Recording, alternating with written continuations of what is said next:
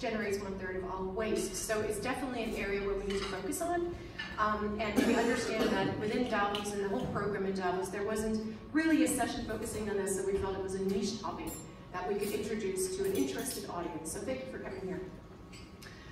We need to start doing things differently than business as usual. Our footprint will continue to grow as emerging economies are investing in their infrastructure and Western economies are replacing their infrastructure. This is also a session for you to come in with your own experiences, sharing the learning that you have over the past number of years in the built environment and how you are experiencing the transition to a circular business model or a circular way of doing things. In the room we have, when I looked at the list of confirmed participants, a lot of construction companies. Because we're a small group, may I ask you to make a very quick round so we know who's in the room? Is that okay? Can I start with you, Brendan? My name is Roland. I'm Director General for the Environment in the Ministry of Infrastructure and of course, water management, and working for the Ministry for the Environment. Great. Case respect, co-director for Edge, with all oil real estate. IoT, metro building lately. And I live in that building. I'm Raymond Flutter and I work for IT and communication. I'm Corvin Zadlov. I'm the investor and developer of real estate, especially in Amsterdam. I'm Gilbert Garrett, and I'm one of your hosts. And we built this for fun. I enjoy seeing everybody here. Isabel Fernandez, ING, we are a wholesale bank globally and deeply embedded in this community. I'm Cradle, Minister for the Environment in the Netherlands, and trying to push recycler economy in the country at South. I'm Stuart Gigley from Beauty Kitchen, and we are a refill, reuse, circular economy beauty company that exists to pioneer change. Jens Albrecht, Plastic Recovery Land and Sea. We're setting up a concept to recover plastic waste from island states. And David McGinty, the Global Director for PACE. Joshua Garfis from Incentivize and I was contributing to the PACE team. I'm Harold, I'm the CEO of Circular Economy. We're helping businesses in cities to transition to a circular economy. Yeah, I'm Romeo. I work with Cradle. We do design and innovation in Italy and the US. Luca, so you know, I'm working with Cradle on design innovation on US and Europe. Umberto Giovanni, research manager at the MIT Sensio City Lab. Also, that's the university part of Professor Ratti. We look at data and cities, how we can better understand cities and how to plan. Mac Roon with McDonough Innovation. I helped build, develop, and construct this building. I'm Jennifer, maybe a little bit younger than some of you here. I'm a steam making project and I am working with the next markets. Good, thank you all. Great. So, just a little background before we dive into the topic. Like I said, in the morning, during this session, we really like to invite your comments and your questions and experiences, so that there will be a few presentations by Bill, by Isabel, and Steve, but after that we would like to have a more interactive session. Quickly introducing PACE. PACE is a public-private collaboration platform. We've initially grew out of the World Economic Forum. We're now independently hosted by the World Resources Institute. And we are here to work with leadership across industries, across sectors, to accelerate, to advance the circular economy. We have a couple of sectors that we focus on. Our themes usually are electronics, plastics, food and ag, and textiles and fashion. And throughout these themes, we focus on metrics, we focus on innovation, and on finance. However, the built environment is a topic that kept on emerging, and as part of innovation, we also need to start promoting new topics and find traction in those topics so that we can build them out if there's enough momentum. So really, we wanted to partner with Bill McDonough and with McDonough Innovations to build on that momentum, but also to see how could we potentially, after this meeting, connect people. Could there be new partnerships or coalitions? It can be very much at the inception stage. But it's something that we would like to make ourselves available for if you feel that there's an initiative that you would like to promote, that PACE can support that. I think another thing I wanted to emphasize, as part of PACE, we work in 3 pillars. So leadership is one. We work with the top leadership and the delegates of the different organizations, public, private. We are very much into the learning, so we drive projects. We have demonstration projects, and then we learn from those so that we have key learnings that we can disseminate to our leadership again so that they can make informed decisions. And that's the virtuous cycle that we're driving as PACE. Not to dwell too much on PACE, but if you're interested, come and contact me or David McGinty after the session. I'd like to hand over to you. You're 75 plus? No, it's 75 leaders in our network. Yes, so you don't have to be 75 plus. I know, as you were saying it, I thought this is maybe not the right way to communicate. We have over 75 leaders in our network, and we're growing that to over 100 by the end of this year. And you can be 25 to join us.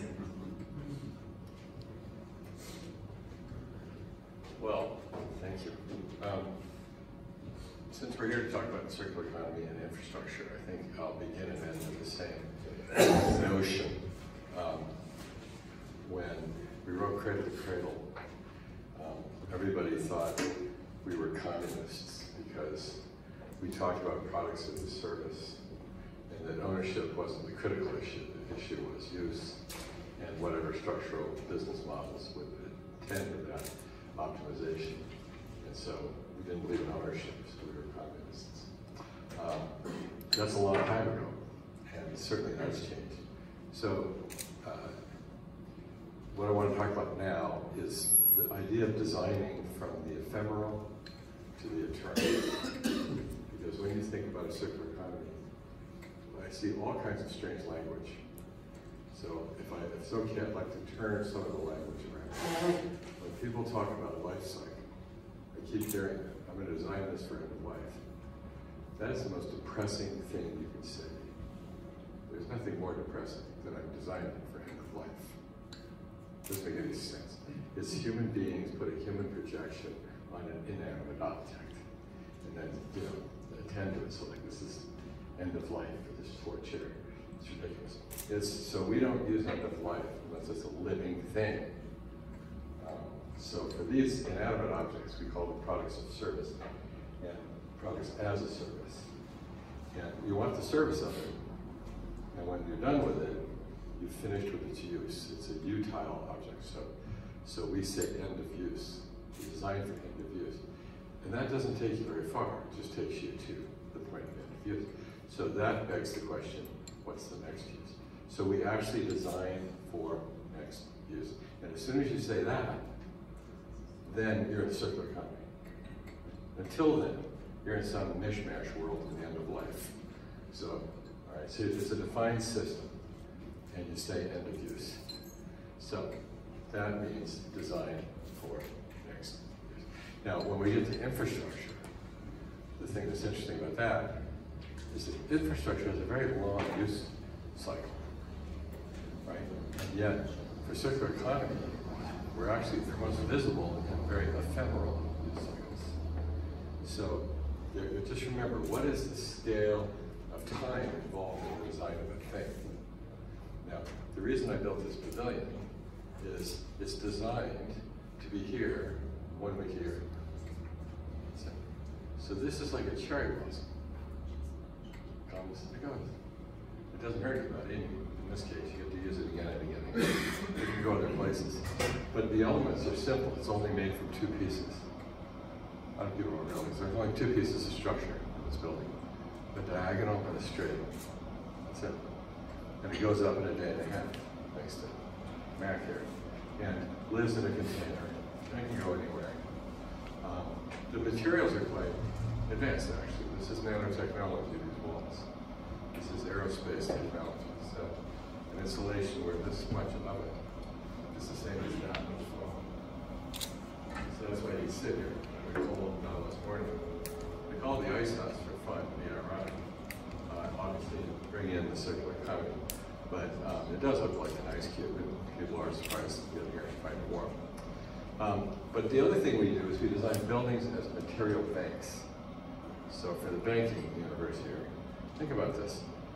These assets are in continuous deployment.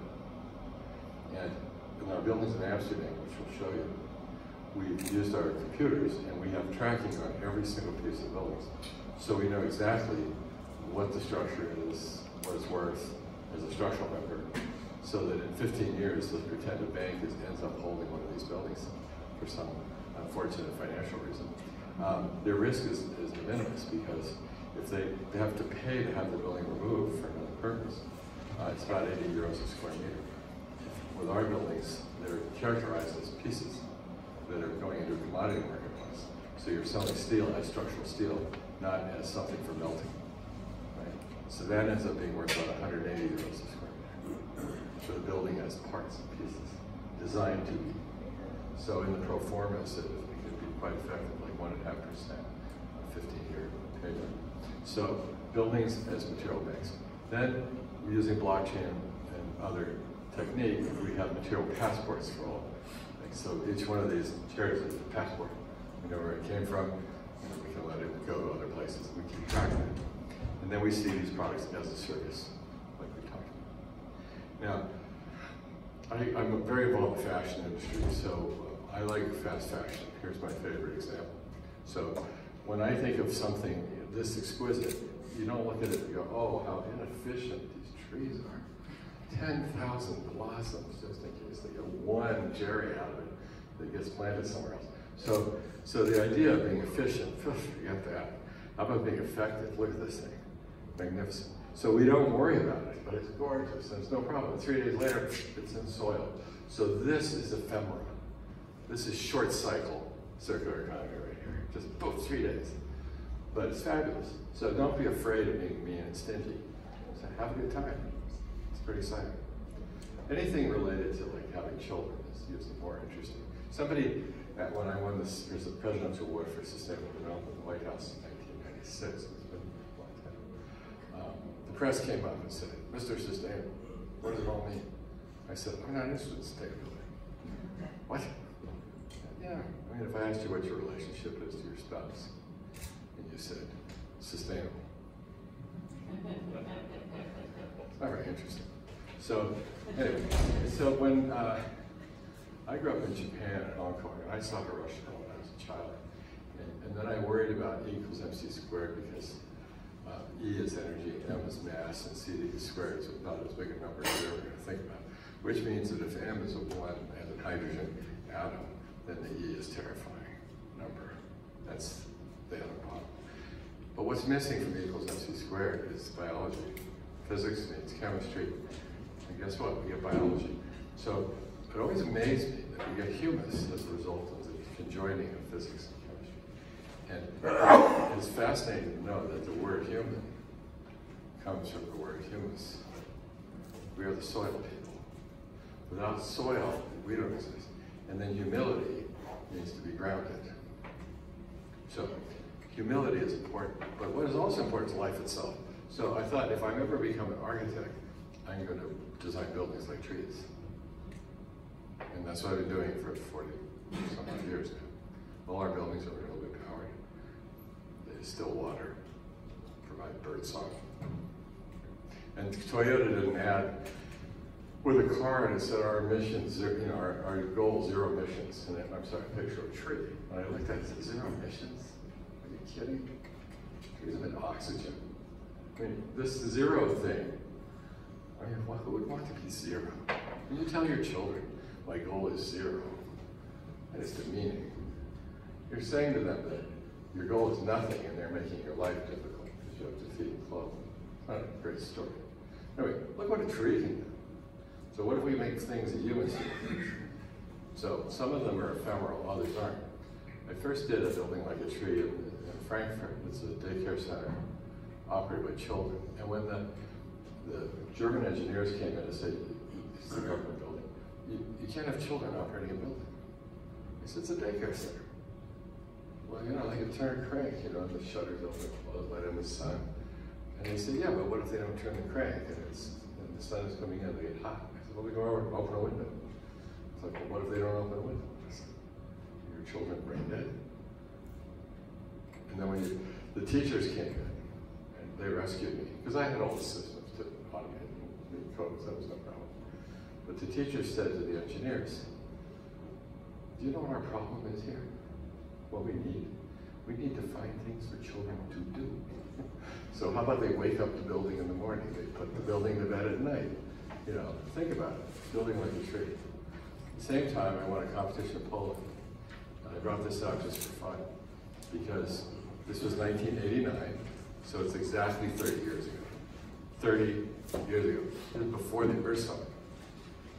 And I won a competition for a skyscraper in Poland, right before the government changed, at which point they abandoned all building permits in the country. But anyway, this one is going to be in downtown Warsaw and built from recycled materials. The Warsaw ghetto in the Second World War would provide the limestone-like base and aluminum. Every floor was an art gallery for Polish artists, things like that. But I asked if they had the building, they had to plant 10 square miles of trees. That's how many trees were needed to offset the carbon effects construction operation of this. That was 30 years ago. And here we are bringing that conversation up again. One that should never have been lost. Now, the Wall Street Journal thought that was so crazy that they put it on the front page of the Wall Street Journal. But the thing that's really important is look at this. They're always saying, well, this is silly, but look at this. They priced it in Poland, 10 square miles of trees planted. It was $150,000. The marketing budget for this was $2 million. So, you know, can you imagine? And we argue about this stuff. It's kind of silly. Lately, Vintage Classics in London put these 5 books that changed the way we see the world, and it was nice. They put Cradle to Cradle next to On the Origin of Species. Now, what is Cradle to Cradle about? It's about 2 species. Biological materials go back to soil safely, and technical materials are about cycles. So in the last 5,000 years, humans basically have started banging metal and making things that can go back in technical cycles through a use phase. And biological materials can go back and feed soil. So that's how we've articulated it this way. And that's been picked up by lots of people now, which is fun. And they're using it as well. But we conceived this in the late 80s and 90s. Now we have a certification program for parts and materials and for products, and it has 5 characteristics. And here's where we get credited for kicking off circular economy. I first delivered a paper on circular economy in China in 1999, and to Deng Xiaoping's daughter, who is in this Ministry of Science and Technology and the Ministry of Education. And the paper was entitled, A Cradle to Cradle Circular Economy Leading to Ecological Civilization. And if you look at what's happened in China, the 12th 5-year plan promote the circular economy. 13th 5-year plan, execute the circular economy. What's next? Asked the President, ecological civilization. So it's fun to watch these things happen. But the important thing here, other than it's a multi-attribute protocol, is that the circular economy is second, is not first. And the reason is, material health is first. One of the things that drives me crazy about things like the Ellen MacArthur Foundation, when they get up and say, we should recycle all this clothing, most of it's toxic. And so this desperate need for quantification, and saying, I'm circular, therefore I am good, is wrong. Circular means you're doing it again. So what if you're making bads and services instead of goods and services? Just did it again. That's worse. That's retoxification. If our intention is to keep retoxifying, we got a problem. So remember, circular is quantity. Cradle to Cradle is quality first. It includes circular next. So these are all products now that are circular, but they're Cradle to Cradle, so they're all safe and healthy down to the molecule. So that's an important idea. Those are technical interests. This carpet is one of them. This is designed for recycling, safe and healthy. Typical carpets have 16 carcinogens in the phase 5. This doesn't have it. So when we get into buildings, this is the kind of thing that we like to bring in to the building products is to start with something safe. Because remember, the first job of business is do not kill your customers. So here's the example for NASA. They asked me to design the Mars space station. I said I can't go to the red planet until we come back to the blue one. So could I have the NASA scientists who did the space station, could we do a building on Earth? So we did. It was built ahead of schedule, under budget for a federal office building. It's designed for disassembly. All the materials have been tested, and all still are connected to the manufacturers who will take them back if they're not needed. And it produces 40% more energy than it needs to operate a normal federal budget. And then we give it to the headquarters as a present. This is in Amsterdam, near Schiphol, and here over the years we built all these different materials that were brought into the mix, and every time we do a building we bring in more product and build it into our list. This is the sewage treatment plant for the whole development.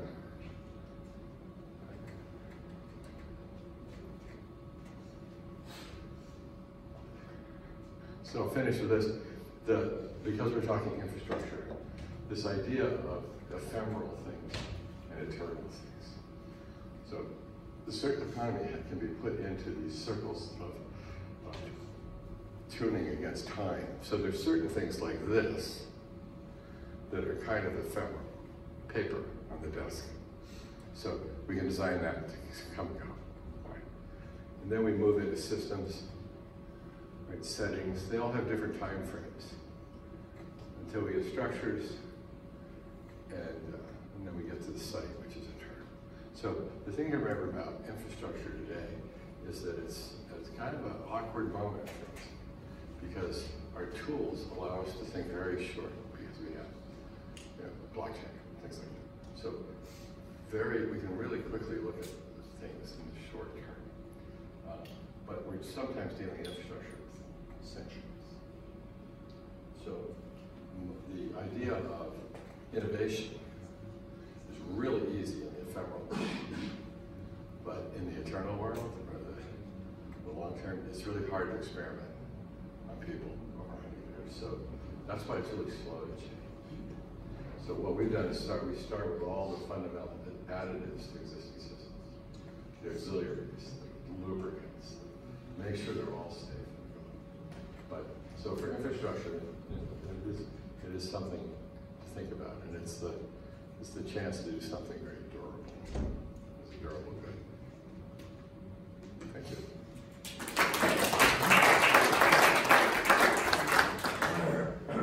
Thank you, Bill.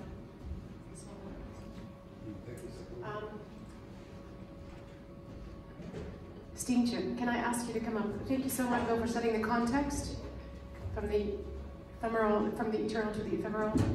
Don't kill your customers. I like that.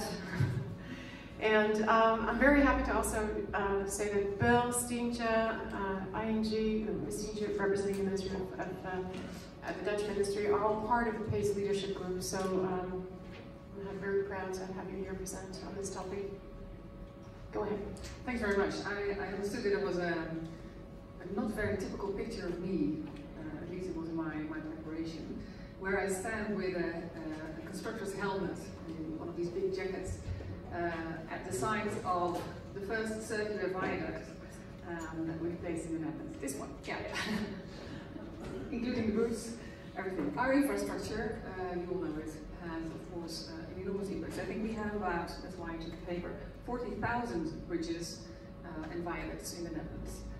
They were largely built between 1960 and 1980. And if you think about designing for eternity, we are already seeing that they will need to be replaced in the next decades. So that means an enormous opportunity to start doing it better.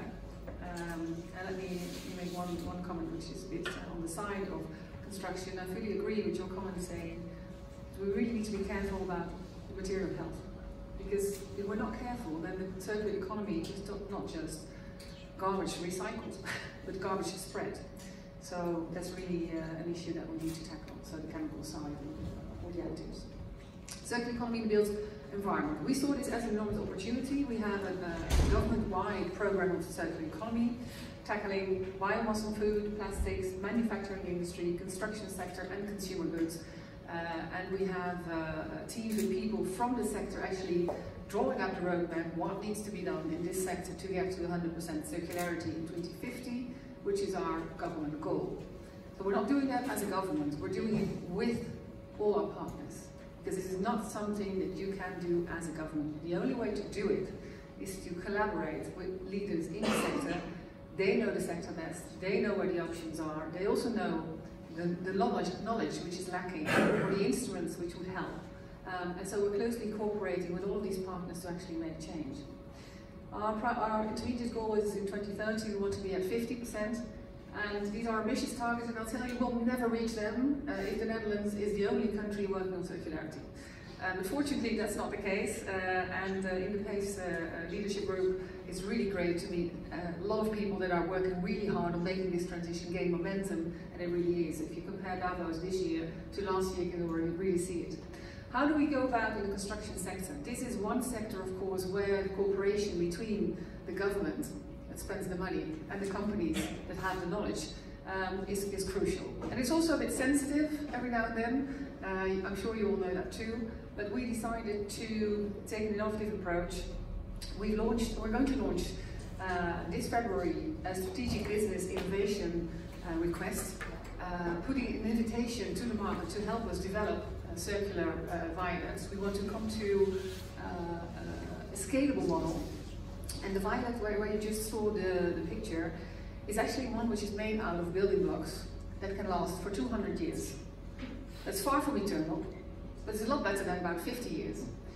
And it's a model in which the building blocks can be taken apart again and be used somewhere else. So it's legalization basically of infrastructure. This is of course a very interesting solution for this viaduct, but we need much more. There are so many bridges, there is so many infrastructure that needs to be done. I think the figures were very clear.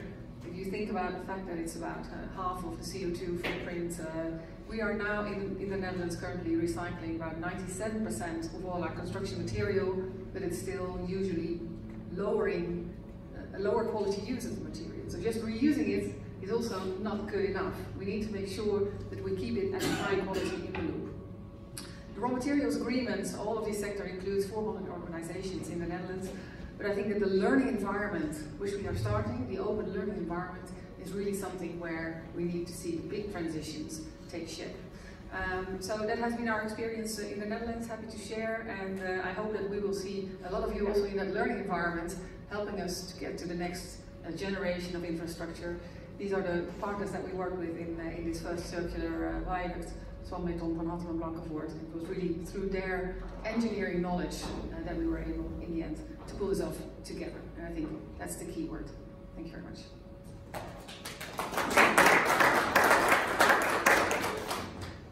I'm just going to show a little video. So there's a video made specifically for an international audience, but there's a lot of Dutch in the room, so we didn't have it subtitled in, but I'm happy we did for those of you. It's really reflects, maybe you would like to explain the video. What the show is about.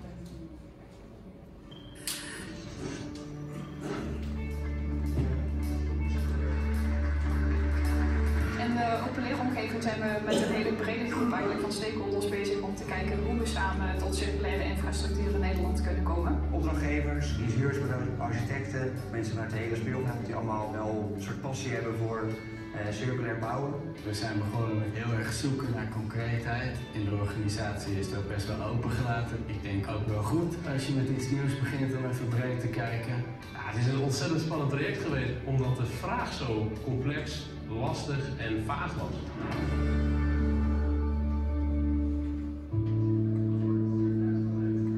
We hadden in het begin wel moeite om een doel te vinden. Het A4'tje was leeg en dat maakt het moeilijk voor sommige mensen om daar een ei in kwijt te kunnen en anderen vinden dat juist weer heel leuk. Ik denk dat dat bij ons minder moeilijk was. Ik denk dat we best wel veel heel gestructureerde mensen in die groep hadden, die gewoon van duidelijke structuren houden. En die dus ook, als ze met een leeg A4'tje als het ware geconfronteerd worden, van zichzelf gaan bedenken, wat is nu een goed startpunt? Welke stappen willen we zetten? En dat we eigenlijk op die manier in plaats van een paar punten dat A4'tje zijn gaan invullen. Wij hebben eerst geprobeerd onze horizon zo breed mogelijk te maken. We zijn op zoek gegaan naar allerlei andere voorbeelden, waar ook vergelijkbare transities bezig zijn. En met allerlei verschillende partijen te komen tot nieuwe oplossingen voor dit grote vraagstuk. Wat ik zelf heel leuk vond, discussies daarin kwamen. Uniformiteit versus diversiteit. Dan gaan we nu alles hetzelfde bouwen of is er nog ruimte voor unieke objecten? Toen hebben we op een gegeven moment een Lego Serious Play sessie gehad. Dat we juist het voorbeeld wat jij wil uitleggen, dat je het ook laat zien. En dat zorgt er echt voor dat je elkaar veel beter gaat begrijpen. We hebben een aantal expedities ondernomen. Zo zijn we naar Heidsma Beton geweest. En als je daar rondloopt, dan zie je ook wel van, hoe zouden bestaande brugelementen hier terug kunnen komen? En hoe zou dat dan in zijn werk gaan? Ik heb meegedaan in de open leeromgeving omdat ik deze ontwikkeling in de branche en in de wereld ontzettend interessant vind. En eigenlijk mag ik hiermee op de voorste rij zitten in een ontwikkeling die ons allemaal gaat beïnvloeden. Waar ik onwijs trots op ben, is dat de hele groep nog steeds in beweging is. Het is nog niet klaar en dat zie je ook aan de energie van mensen, dat ze ook allemaal nog door willen. Ik ben wel heel erg trots op wat we bereikt hebben. De lol die we met elkaar gehad hebben en ook de worstelingen. Persoonlijk heeft het me inzicht gebracht in hoe bepaalde partijen hun rol zien in de transitie naar een circulaire economie. Het heeft me ook energie gegeven. Het is een unieke samenwerking van mensen die echt oprecht enthousiast zijn over wat ze doen. En ook internationaal denk ik dat dit echt heel bijzonder is en dat de open ook wel op Nederland zijn gericht als je het hebt over die transitie naar een circulaire economie.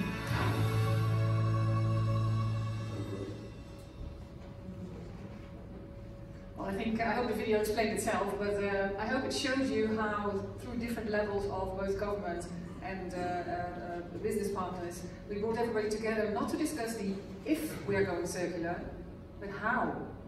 Because if that is the discussion that you're taking, it's a totally different ballgame. So I hope you will have the same kind of energy and that kind of discussion that leads to concrete results. And if we can share our knowledge, we're most happy to. Thank you, Steentje. Perfect segue into my part of the story. So you got a bank here. You probably wonder why, but we'll talk about that in a minute. I just want to start with some good news. We've been working on this thing for a really long time now. But for the first time, I really am sensing that the world is waking up to the climate crisis.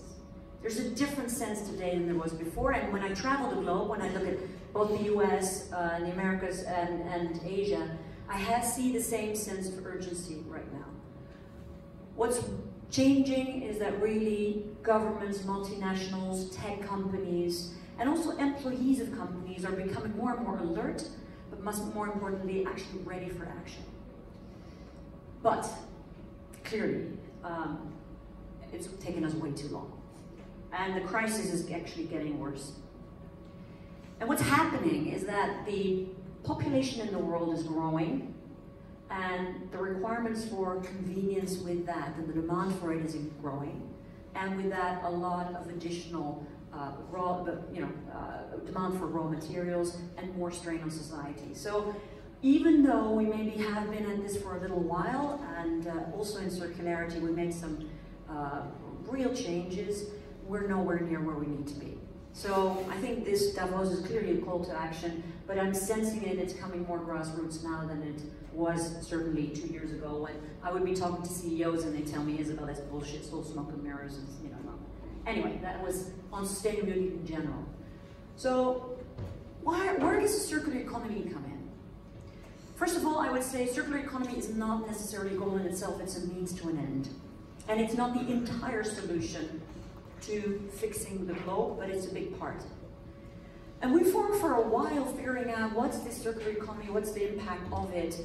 And we had a little missing piece that came from the Ellen MacArthur Foundation recently in terms of some research that said if you just embedded the circular economy framework in 5 key areas, which is steel, plastics, aluminium, cement, and food, you're going to be able to reduce emissions by about 9.3 billion ton by 2050. It's a while away. So circular actually does two things. It lowers emissions, but it also creates a much more resiliency in the environment of the effect. And ultimately, we believe that this is where we need to go. Now, here you see a slide of waste. And interesting enough, we believe that it's not going to be that long before this is no longer going to be acceptable. And in infrastructure, in construction, in the sector overall, you're going to see that we're going to have to work very differently with the raw materials and find ways to improving and reusing these materials. We built recently, we were talking about that this morning, we built recently a brand new headquarters in Amsterdam, and it's fully circular, so we're proud of it, of course. BREEAM outstanding. But I was looking at this thing and it wasn't coming off the ground. But what was it? When we demolished the prior building, it took forever to make sure that all the elements of the old building were reused. So in a way, in my mind, I thought it's going to go much faster, but it is circular, I'm very proud of it. And I think it actually does something not only for the people, of course, who designed it and helped us construct it and for us as a company, but what the effect on the employees is not only to have an amazing space, but to feel that it actually is done in the right way. So where do we come in as a bank, right? Can you wonder, well, what's your role? And we certainly have a role to play. First of all, we have a role to play. We're in a unique position to be able to bring stakeholders together. We have a lot of stakeholders in the value chain who are our clients, and our role is to bring them together. But we've said a long time ago that we feel that as a bank it's our moral obligation in society to help society move towards a sustainable, to have sustainable progress.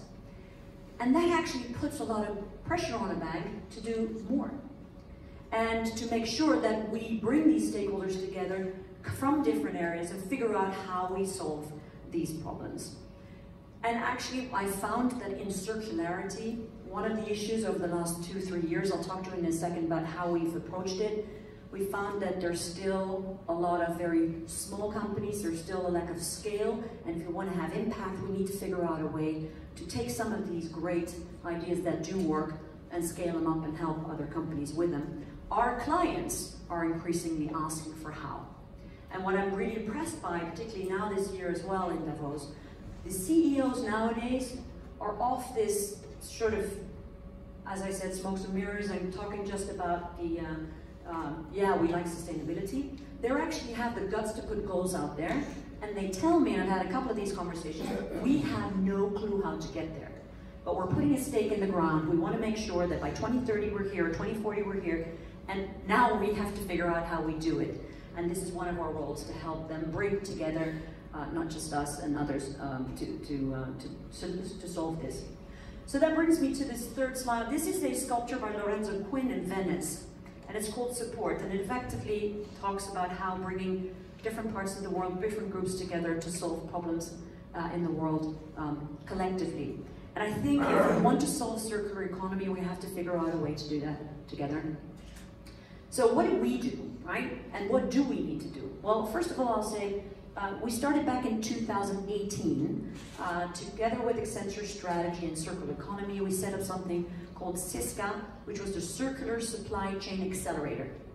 What we did is we took a big multinational and combined that with looking at multinationals, combining them with small and medium enterprises who are their suppliers, and see whether we can create circular business models and business cases in order to have them accelerate. Because that's our job, is trying to accelerate and scale the pace of circularity. So we did that, and then we started with a pilot with a Dutch construction company who, together with their client, figured out how can we create a circular business proposition. Then about a year after, we worked in this open learning environment that the Minister just talked about. We worked on setting up a group to see, can we bring more stakeholders together? And so now we have engineering company, construction companies, people are on the design side, but also the municipalities, and working on getting real stuff done. Now here, if you just scan this QR code with your phone, there are 4 business cases that we have developed, which I think will be nice for you to have a look at. What do we need to do? What do we need to do from here on, right? We set up some money on the equity side because we found lending is not enough, we are lending, but the pace isn't high enough. So one of the things I urge us to do is, there is a role for government, undeniably. And that means the government has the beauty of being able to put both incentives to work for circularity, to put penalties or taxes for the linear models, because some of the linear models, you know that actually there's not a lot of cost embedded in there, right? So the cost to society of those linear models is not factored in, which is much harder than to compete with that. So there's a role for the government. And our Dutch government is great at that, but I think many governments need to do this. What we also found in construction is that often it's not the company that designs who's also the company that constructs, who's also the company that maintains. And so one of the cases we found is this all-in consortium idea, where during that phase and all the way to end of use, you are able to determine who is the one who has what role, and can we actually collectively design for that. And I think that is fundamental. So much more partnering, much more working together. And then finally, I would say we just need to probably have a bit more regulation, right? Again, maybe that's government, but a bit more regulation, but we need to find ways to scale. And when we find good models, let's find a way to make sure that we can collectively build those out so that we have some impact, because that today, unfortunately, in circularity is still missing. There's some great examples, but we just don't have the skill for society to counter the impact that we're seeing in society. Yeah? So that's my story. Thanks. Thank you, Isabel. Same QR code will be put on your table as well.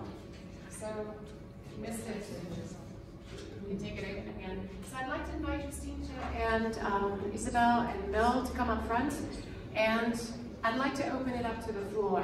I'm sure that there are a couple of questions, comments that you would like to put to the panel. But I'd also like to invite you to bring in your own experience, your own challenges. We'd like this to be a session where there's 3 cases of experiences presented to the group, but we'd also like to hear from you, like what are your experiences in your sector, specifically in your country. So, if it's okay, I'm going to go directly to the plenary. Any questions or comments? Still absorbing? Yes. On a scale, it's, I think for everybody it should be a difficult thing. We've done 3 circular buildings. It really takes time to get the knowledge. And what we did with your building, for instance, is that we asked just the students who came out of university to help us to think about circularity. And the good thing about it was that they have almost no clue what's going on with circularity. You said also we set a goal and we'll see where we end. They did the same, and they changed the supply chain because they had the old supply chain which we were used to do, but they just said, okay, we have to make it circular, so I don't need that guy and that guy. I have to go directly to the supplier, or the guy who demolishes has to do it in a different way. And so we had concrete, and the concrete was supposed to go to the north of the Netherlands and then come back to prefab. We said, come on, it's transport and all kind of stuff. And then we found a guy in Amsterdam North who could do the same, but he was from a different company. And they just went there and talked, and they put them together, a partnership. And they really changed the supply chain, not only in doing the materials, but also in getting the financials, let's say, in a different way. And what I want to say with that is that from that moment on, we always take new students from the Technical University in Eindhoven or Delft and give them those kind of projects, which are, let's say, I don't want to say difficult, but anyway, different. And they always come with new solutions. So, and in that way also you get your potentials in your company to do something different, which they allow to do. It's a call to action. It's not always easy. You have to have some guts. But in our situation, it helps to have more young people in to do, let's say, the more difficult thing. It's maybe a learning one for this group as well. we built a world a lot on expertise, right? I mean, I've been 27 years in business, and I've always learned, right, that you gotta learn from the people who actually have done it forever and ever. And the pitfall in there, despite the fact that in itself it's not a bad principle, is the fact that you actually start learning it the way it was done for a long time. And we do this in our banking business all the time. We just glorify expertise to the point that, if you're a 22-year-old kid coming straight off of university, you probably are not going to add a lot, so why don't you assimilate into our, and we'll tell you how it's done. That's totally wrong. You're absolutely right. Oh yeah, we have a lot of people engaged. I think the key thing there is Esther Dyson, who's Freeman Dyson's daughter from Princeton, had a great statement. She said, always make new mistakes. And so I think what happens, expertise is often people have made the same mistake enough to stop doing that. But if you're in a system that is tough, you end up making the same mistakes over and over again. So I think bringing fresh eyes to something is always a good thing. Turn it upside down. We do that on purpose all the time. We just change the language and see how it sounds. When you talked about scalability, I really think that is crucial. We need to find ways to not just make unique examples, but to really make unique chains, unique collections. So we need to scale up. And my question, I know there is at least one building company in the room, and my question would be to you, especially coming from the Netherlands, where we are actively trying to promote and also create an environment where you have the certainty that the government will be going in a certain direction. What is it that you would need to actually get to that scalability? What could help in that scalability? Because if we have scale, then we have more impact and probably lower costs, which can create again more impact. So what would we need? How do we get there? I told you yesterday. And I'm going to do what you asked me yesterday, so now I ask you, because this is hopefully a very temporary touch situation. Make everything shorter. Decision making for building permits, make it shorter, make it clear, and it shouldn't be too subjective to one or two civil servants, but more from where are we going and doing it as quick as possible. Sure. I'm taking upon me the task to make sure that indeed we try to work on making things shorter. And next week I'll be in the Senate defending a law that's going to cut down also certain terms. So we're working on that agenda. But the fact that we do it quicker doesn't mean that we're doing the right thing. So if we want to make sure that in that shorter period we build circular infrastructure, and how do we make it a scalable model? What is needed for that? I'd be really interested to hear your thoughts on how can we facilitate the scale up? Because we have wonderful examples. We've all shown, we've got the showcases that I mean, Bill's been working on it forever. So the examples have been around forever. So what do we need to scale it up and speed it up? Any reflections from the plenary? Yeah, it's a question, but exactly on that, because I've talked, I think, with, if not you directly, your teams, about a similar subject, which is around certifications and also de-risking projects that can relate to the financing mechanisms and incentives, whether they're public finance or stakeholder or private. So just the direct question is, what's the role of standards? Is that one of these mechanisms? So you've got BREEAM, LEED, cradle-to-cradle certification. Is that a mechanism that could incentivize the scaling of finance, of procurement? Does that simplify, or does that make it more complex to scale up? Those are the types of solutions we're looking at PACE to say, let's put a finger here and then roll this out in 100 countries at once. I'm going to try on this one. The reason we created the Cradle took us 10 years and about $10 million, and then about $3 million to have it scientifically peer-reviewed so that we could give it to the public as a dignified gift. The point of doing that as a standard, looking at 85,000 chemicals that are used by humans, and we now have databases on 47,000 of them for ecological and human health, is because if we ignore those details, all the rest of this is noise to me. where they're just recirculating all kinds of undefined materials that have undefined effects.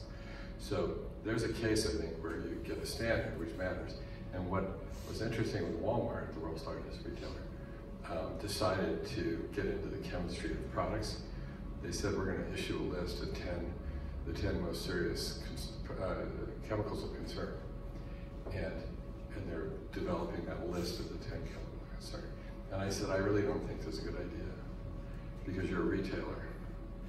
What are you doing getting into chemistry of products and telling your manufacturers how to make things when you don't have that world in your hand?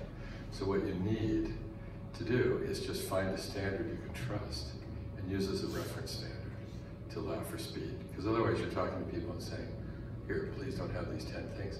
Well, what about the 11th thing? What about the 200th thing? You know, when do you get attacked for forgetting the other 300? So a year later, and they surprised me with it, they called up the night before and said, you know, watch the news tomorrow. And so all of a sudden, Walmart announced that they want all personal care cosmetics at Walmart to go to Cradle.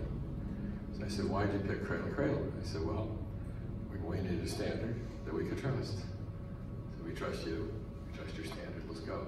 It's much faster this way. Well, that way the industry can move on that and then be prepared so people can move quickly. You say this is assessed, this is not. I can take this as a preferred product, go. Because I think the way this all works, and I talked to Elon Musk about this because of when working on Tesla, giving away the patents. Why did Elon Musk give away the patents on Tesla? Everybody said, oh, that's not a great thing. What he was doing was making himself the standard. That's what he did. So all of a sudden, by giving away all his patents on how to charge electric cars, that became the standard, which is a brilliant business move, because now all Teslas get charged anywhere all the time because they were using their standard. It's pretty interesting. But the history of that kind of thing is, first is an insight, like, oh, we could have circular whatever, okay, insight. Second is overview. You look at the whole system. You don't have oversight. They have oversight. We have no control. We have no control. We get to overview. And then we see all this, like in this conversation.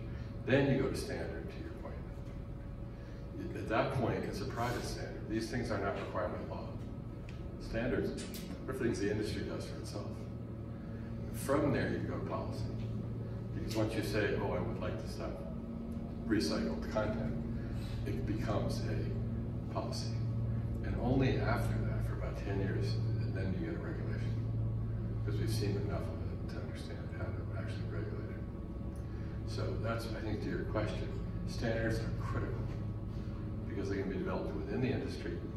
They're not required by law. They're just people behaving well. And then once you get that, you can start to move it toward policy. What I see is a lot of things move to policy before they become a standard, and so we end up trapped. It's not like we have to have recycled content, but we can't get it, or it's toxic, and you're required to use it. So the policy is to say quickly, we need 25% recycled content, something. But if it's old clothing, you know, you're going to re-toxify me. So what have you just done? It's got to be dignified and graceful. So I think, Bill, your answer also illustrates very well how it's a process, long-term vision, and it entails various stakeholders coming together. And again, the film that we showed was an example of how different people come together and go through that process together, both the challenges that they have, the struggles. There's something very empty, we don't know how to do it, how to bring our thoughts together and create something that can move us through that process, and having that overview. I remember, Isabel, you mentioned that you did something with circular economy as well, and we have Harold in the room. So Harold, it would be interesting also from your perspective, being the CEO of Circular Economy, to hear how, we know that you've done something in the built environment as well. Could you reflect upon that? How did that go? Yeah, we're always very challenged when I think about the construction sector and the built environment and circular economy. Because I think it's one of the most important things we need to crack, and at the same time it's such a diverse and difficult sector, even more difficult than the textile sector. And we recently, yesterday, we launched the new GAP report, the new report showing how circular the world is. And when you read it, it's something very interesting. When we're thinking of the mega projects for the next years that have to come, where we have to get things right.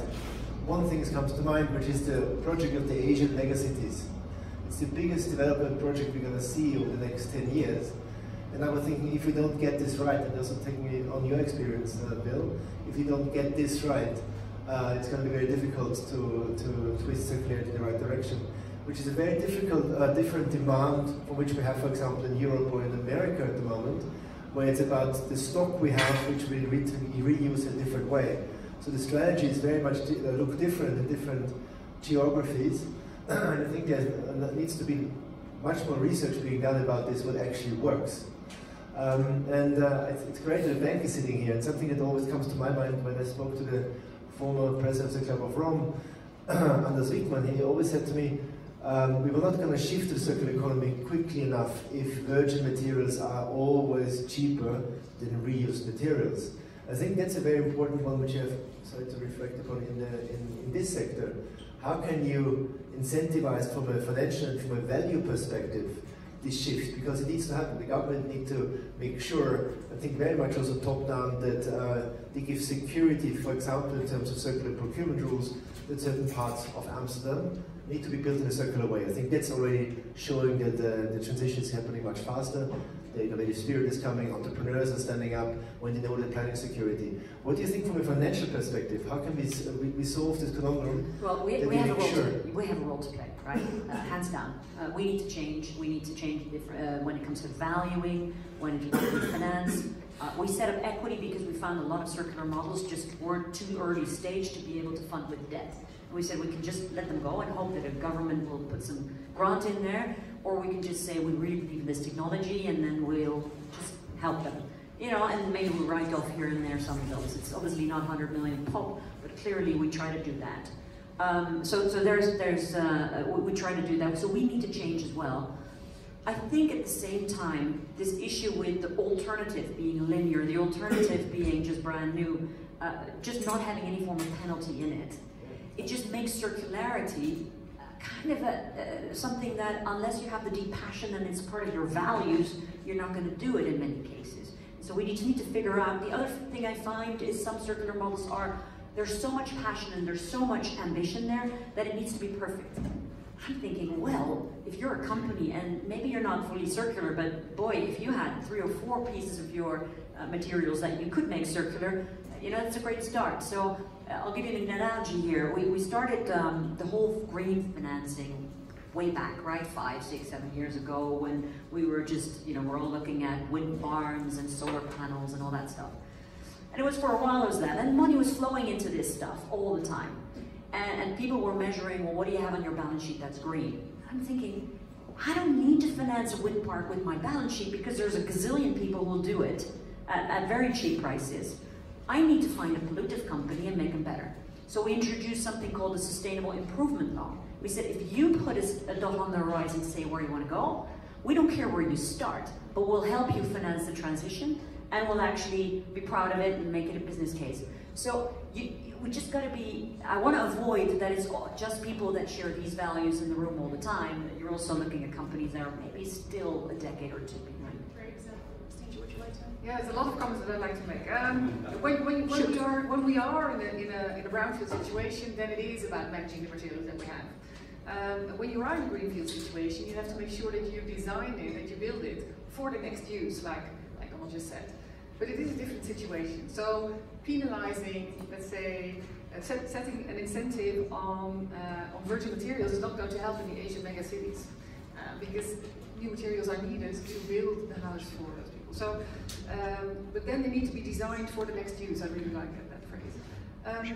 Second remark, when you said this was ages ago, 5 or 6 years, it is a literal, that is true, but that also means that we do not have the time to wait 10 years for a standard until, as a government, we have policies. We will need to do everything. That is why together for me really is a key word. That is why pace for me is such a crucial place, because here everything comes together and we can try, we also make mistakes, but we can try to develop this in parallel. So, because we have no time to waste. Incentives on secondary materials. Sometimes it's not needed, because the fact that you avoid the cost of having to get rid of your waste is also an economical gain. One example, yesterday, I didn't even know it, but I heard it yesterday. The boss of Schiphol was there, CEO. And he explained how when he just arrived, he actually had to sign a bill for demolishing a building. It was going to cost him 200,000 euros. But then, the Haarlemmermeer Cradle Park said, we will take that building, we'll give you €1 for it. So he saved 200,001 euros for thinking and having also the audacity to say, I'm going to do these things differently, and yes, let's look towards circular models. So it's not only about cost. The viaduct that I told you about can last for 200 years. The normal viaducts can last for about 50 years. So it's not twice as expensive, it's basically twice as cheap if we take a little bit of a longer perspective. So I think government procurement is really key, government clear goals are key. We have a clear goal, which is the Paris Agreement. We will never get there if we only talk about energy. So our goal in materials has to be also that we need to be climate neutral by that time. And our question is, what can we all contribute to get there? Jointly and at the highest speed possible. Great question. And with this, I would like to come to a close. I would like to, any last questions or any last reflections, I should say, from the plenary before we close with the panel? Urgent issues? No? Good. Fantastic. 200,001. 200,001. And this is the answer to your question if we do something with the material passports, because that's a big thing. Also, we have a custom language. If we do something with that, we come to is there something to do? Because that's a real, let's say, tool to use. I think spreading the example of McDonough through PACE, for example, through the network of people that want to work on this worldwide, is something that could really help in making sure that wherever new buildings are being designed for the next use.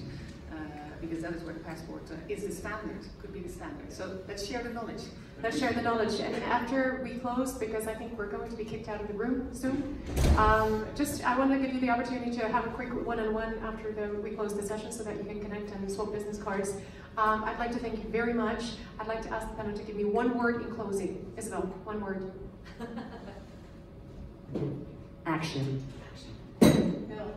Upcycle. Upcycle. Together. Together. Thank you so much for coming. Have a great day. If you're interested in PACE, there's a couple of brochures on your table. Take them along and go to our library, the QR code where you'll see all the documentation.